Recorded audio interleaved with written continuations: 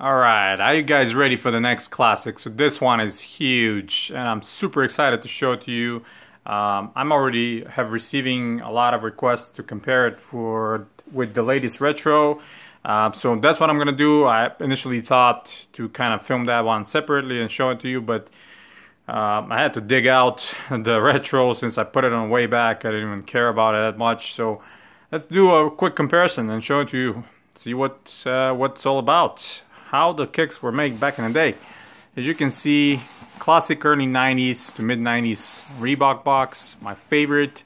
And here's the model, Reebok Shaq Attaq 4 in the white, silver, and black colorway, 8.5, my size. As you can see, this is what Reebok used to do, show you where the pump chamber is, and this was around the ankle. And yeah, super excited about these. These were such an awesome model back in the day when they came around 93, 94.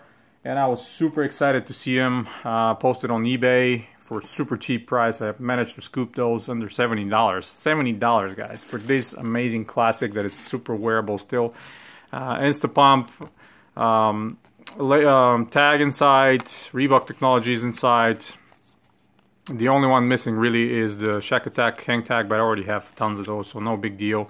And of course the booklet from Reebok around that time that explained all the technology and the different models and what they have, and for different sports, of course.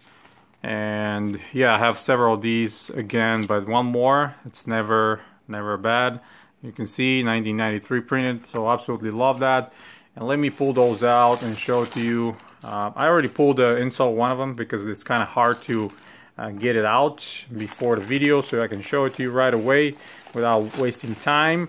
Let me get those beauties out and I'll take the box out of the way, and then I'm gonna pull the retro that came out last year or the year before, that's kind of set and people didn't buy that much. I got a pair, of course, because I love the model, but it's not like these. That's the truth. So let me really quick bring you in for a close-up and show you what it's all about. So just look at this cut of the leather. Look at this right here. Come on, focus. Right here. Look at this. Look how buttery, soft this whole leather is. I mean, opening the box 22 years later, and these shoes smell like they just came out of the factory right now.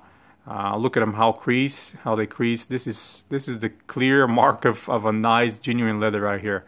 I mean, look at the cut on that thing. Very rarely you can see shoes like that today. I mean, all around full grain leather on that shoe. Perfectly wearable, very responsive midsole. Hexalite, real Hexalite right there. I put them on, they feel like pillows. Of course, Shaq dunking logo right there, Reebok. The signature strap in the back with Shaq again.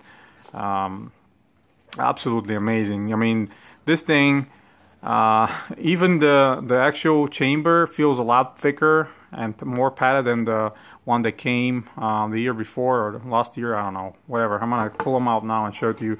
Look at the insole. Well, I've showed these in many other models before. Look how thick they are. Polyurethane insoles, ventilated, of course, with perforations, arch support, super thick, with Shaq logo, of course, again. So yeah, let me pull this retro out, and they put it in this general looking pump it up box that all of you are familiar. So let me get one of them here and put it side by side. I'll let you judge which one is better and which one is not.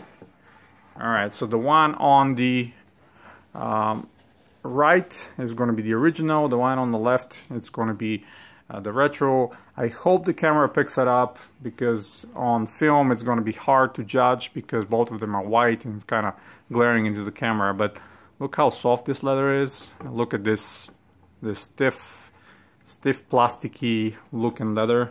Let me get you close to this one. This is synthetic, you know, in my mind, or some very hard coated thin cut leather, but in my mind I can see it looks like synthetic. Maybe I'm wrong, but just the coating is horrible on this one. And they kind of have a reinforced toe box, as you can see here. It's not like the original, where it's soft and free flowing, no reinforcement of whatsoever. These are hard, super hard. Other than that, I mean, side profile from far away, you know, you're probably not gonna recognize it. Height wise, the original one seemed like a little bit higher. Ton is about the same size, but you see the difference in the logos. This is the original logo, and then this is the retro logo, which is seems like a little bit more details, like the basketball and everything, but this is the original. I prefer the original, sorry. So in the back, let me see, this is, you know, the strap again with Reebok, a little bit more embossed than the original, and this is another difference here. See how this logo has the basketball and this one has nothing. The basket is black threading and actual bow is white, so it's kind of odd, to be honest. But you know, look at the Hexalite, or the Hexalite, that plasticky hard looking one, that it's not really a Hexalite.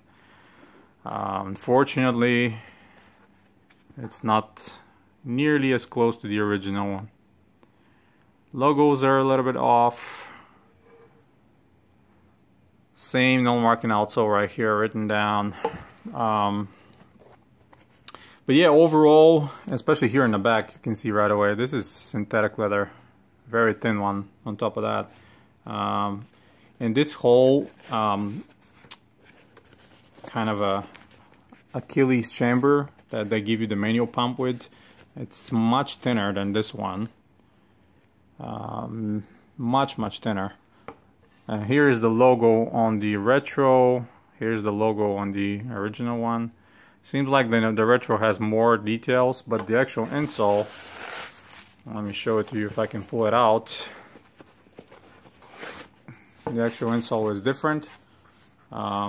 It's those generic looking ones from later days. Still pretty good though, I mean, considering some of the other ones that I've seen. But this one is a lot better and obviously thicker, as you can see.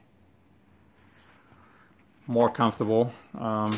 Putting that to the side, let me see if, and this is the label of the original, as you can see. Very detailed, 8.5. Again, made in China, but you know, with much better quality. And this is the new one, 2014 of November. So what can I tell you guys? I mean, obviously the original one is much better. I mean, even the midsole, I just squeeze it now. This new one is so hard. It's like this is the original one, and it hardened. It's like super dense material, where this one still feels very spongy and very responsive. Look at it. Yeah, I don't know. I mean, it's much better quality on the original pair. They kind of preserved the same netting here, although it's lined up underneath, and it's a lot thicker in my mind. Where this one, it's completely free flowing, as you can see. Maybe you can see my finger underneath. It really shows. I mean, that's the only ventilation point on this model, pretty much, but it shows how well it's done. A little bit of a cracking here on the coating on the actual leather, but that's about it. That's the only flaw, you know, if you can call it a flaw, in my mind. This retro, unfortunately, even the laces are thinner. If you look at the lace on this one compared to the original one is a lot thicker. But overall, the feel of them, they're much harder. I mean, they feel like a brick, you know, like the whole leather. Those of you that have it, you know what I'm talking about. The original one is much softer. It's just pillowy soft when you think of it. I mean, look how it creases and how well it molds and everything. For me, is unbelievable how 22 years later this shoe is so preserved. You know, I had a good suspicion that they will be in very good condition because of the combination of genuine leather all around on the upper and this softer, you know, compound. It's not a full-blown polyurethane old school. And, you know, the only thing that might occur is sole separation, but it's a very easy fix with some very good glue, and you can attach that back. But with, you know, nubuck-based ones, I already showed you in other videos, it's kind of hard because over time it dries out and ages and then cracks, and no matter how well preserved they are or what condition they are or how do you keep them, they're still gonna crack. The logo of Reebok logo here on the original one is barely visible. I don't even know if the camera sees it at all. Yeah, maybe right there. Where then the retro is a little bit more embossed. I don't know if it's just because of the age. Come on, focus. Right there. But see the overall shape of the toe. I've talked about that before many times. See how graduate the shoe goes from the toe all the way to the top, like a smooth line, where we have the retro.